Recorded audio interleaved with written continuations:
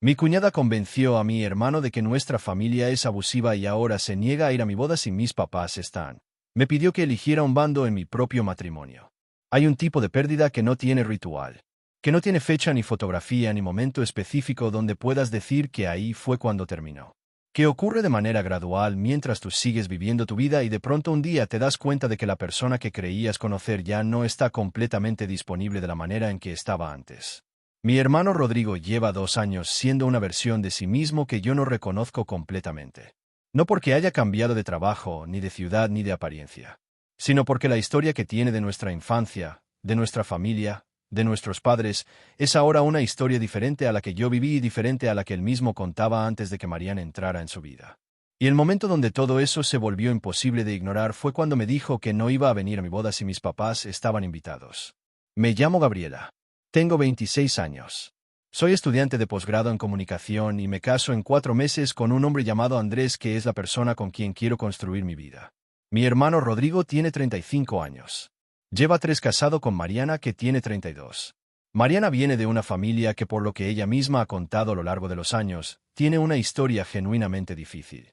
Violencia, negligencia, dinámicas que son reales y que merecen ser tomadas en serio. No estoy poniendo eso en duda. Lo que estoy describiendo es algo diferente. Es lo que pasó después de que Mariana llegó a nuestra familia. En los primeros meses de conocerla, Mariana me parecía una persona interesante. Directa, con opiniones claras sobre todo, con la capacidad de hacer que cualquier conversación girara hacia temas profundos con mucha rapidez. Recuerdo que en una de las primeras cenas familiares habló durante 40 minutos sobre narcisismo en las familias disfuncionales de una manera que yo encontré fascinante, aunque en ese momento no me pregunté por qué ese tema había surgido en una cena de domingo. Con el tiempo empecé a notar un patrón. Mariana tenía una manera de escuchar las historias de familia de las personas y de devolvérselas con una interpretación diferente. Una interpretación donde lo ordinario se volvía evidencia de algo. Donde los conflictos normales de cualquier familia se convertían en indicadores de dinámicas abusivas.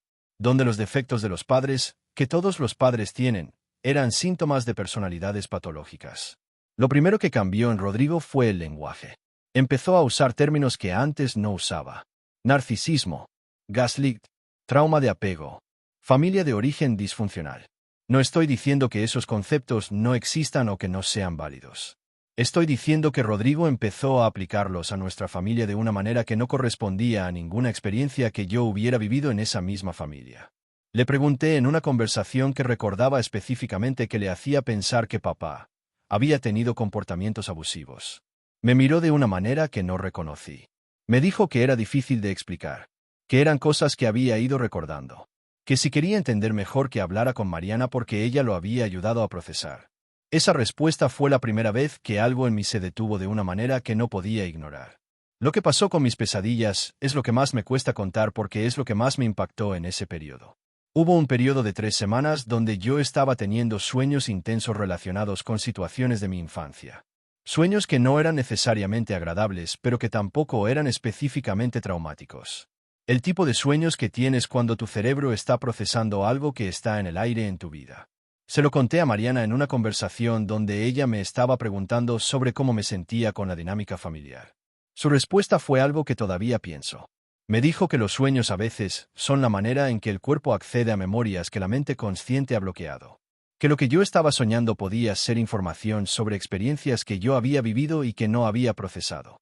Que ella podía ayudarme a explorar eso si yo quería. Me quedé mirándola. Le dije que no creía que mis sueños fueran recuerdos bloqueados. Que eran sueños. Mariana dijo que entendía. Pero la manera en que lo dijo no era la manera de alguien que realmente entendía. Era la manera de alguien que estaba esperando a que yo cambiara de opinión. Hablé con mis papás sobre los cambios que estaba notando en Rodrigo. Mi mamá se llama Patricia y tiene 62 años. Mi papá se llama Eduardo y tiene 64. Son personas con defectos, como todos los padres. Han tenido conflictos con Rodrigo a lo largo de los años, como todas las familias. No son perfectos, pero cuando me senté a pensar en nuestra infancia con la pregunta específica de si había habido algo que pudiera llamarse abuso, la respuesta honesta era no. Había habido momentos de estrés. Había habido conversaciones difíciles. Había habido la clase de fricciones que ocurren cuando 4 personas viven juntas durante años. Pero lo que Rodrigo estaba describiendo ahora, con la ayuda del lenguaje que había adquirido en los últimos 2 años, no correspondía a eso. Mis papás estaban confundidos y lastimados de una manera que me dolía ver. La conversación sobre la boda llegó hace 6 semanas. Llamé a Rodrigo para hablar de los detalles, pensando que iba a ser una conversación sobre fechas y logística. Rodrigo me dijo que necesitaba decirme algo antes de que la planificación avanzara más. Que él y Mariana habían hablado. Que para ellos asistir a la boda en un espacio donde mis papás estuvieran presentes no era posible. Que eso les generaba demasiado malestar emocional dado el proceso que Rodrigo había estado haciendo sobre su historia familiar. Que me querían a mí. Que me apoyaban en mi matrimonio. Pero que necesitaban que yo entendiera que no podían estar en el mismo lugar que nuestros padres. Me quedé en silencio durante un momento. Le pregunté si estaba pidiéndome que no invitara a mis papás a mi boda. Me dijo que no le pedía eso. Que me decía cuál era su posición y que la decisión era mía. Le dije que mi decisión era que mis papás iban a estar en mi boda. Que era mi matrimonio. Que no iba a organizarlo alrededor de una división que yo no había creado y que no entendía completamente. Rodrigo dijo que lo entendía. Que le dolía pero que lo entendía. Y que esperaba que yo también entendiera la posición de ellos. Lo que siento sobre todo esto no cabe en una sola categoría. Hay rabia. Rabia específica porque en el día más importante de mi vida hasta ahora mi hermano está poniendo una condición que requiere que yo elija entre él y mis padres. Hay tristeza. Tristeza por la versión de Rodrigo que existía antes de que esta narrativa sobre nuestra familia se instalara en él. Por el hermano con quien crecí y que compartía los mismos recuerdos de una infancia que en su nueva versión es irreconocible. Hay también algo más difícil de nombrar. Una duda que no quiero tener pero que existe. ¿Y si hay algo que yo no sé? ¿Y si Rodrigo vivió algo que yo no vi o que yo no entendí en el momento? ¿Y si mi certeza sobre que nuestra infancia fue normal está sesgada por el hecho de que fue mi infancia? Esas preguntas me persiguen porque tomarlas en serio es lo honesto. Y al mismo tiempo cuando Rodrigo no puede decirme qué recuerda específicamente. Cuando la respuesta es que le pregunte a Mariana. Cuando el origen de esos recuerdos no está en él sino en conversaciones con su esposa. Esas preguntas encuentran un límite que también es real. No tengo una resolución para ofrecerte. Mi boda es en 4 meses. No sé si Rodrigo va a estar. Lo que sí sé es que no voy a pedirle a mis papás que no vengan. No porque no quiera a mi hermano, sino porque no puedo construir mi matrimonio sobre la base de aceptar una versión de mi familia que no reconozco como verdadera. He buscado información sobre lo que en psicología se llama memoria implantada y sobre las dinámicas que pueden ocurrir en parejas donde uno de los dos tiene una historia de trauma real y la traslada a los vínculos del otro. No para diagnosticar a Mariana. No tengo las herramientas ni el derecho de hacer eso, sino para entender qué puede estar pasando. Lo que encontré es que estas dinámicas existen, que son documentadas en la literatura clínica, que no requieren mala intención de quien las produce, que pueden ser el resultado de alguien que genuinamente cree que está ayudando y que su propio dolor hace que vea patrones similares al suyo en lugares donde no necesariamente están. Eso no hace que el daño sea menor, pero cambia la conversación sobre qué está pasando realmente. Lo que quiero que te lleves de esta historia tiene partes para personas en distintas posiciones. Para quien se reconozca en mi lugar. Si alguien en tu familia está revisando la historia compartida de manera que no corresponde a lo que tú viviste, tus recuerdos también son válidos. No tienes que aceptar una narrativa sobre tu infancia o tu familia solo porque alguien la presenta con la certeza suficiente. La certeza de otra persona no es evidencia. Tus propios recuerdos tampoco son infalibles, pero merecen el mismo espacio que los de cualquier otra persona en la historia.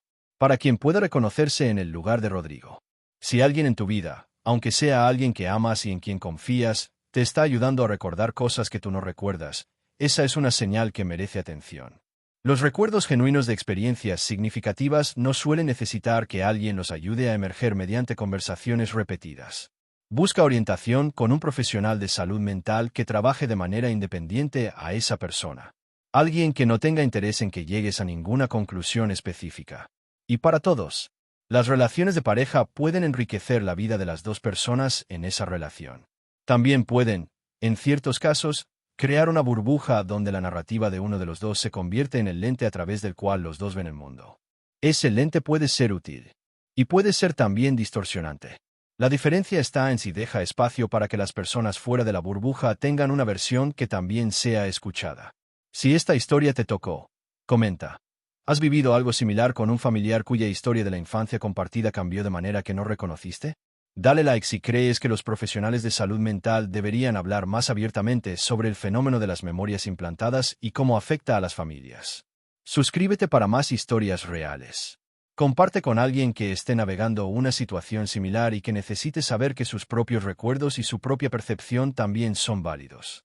Reflexión para llevarte. Tus recuerdos de tu infancia son tuyos. No tienes que defenderlos con evidencia forense ni tienes que rendirte ante la versión de alguien que los contradice. Lo que sí puedes hacer es mantener el espacio para que ambas versiones coexistan sin que ninguna tenga que destruir a la otra. Eso es más difícil que elegir un bando. Y también es más honesto.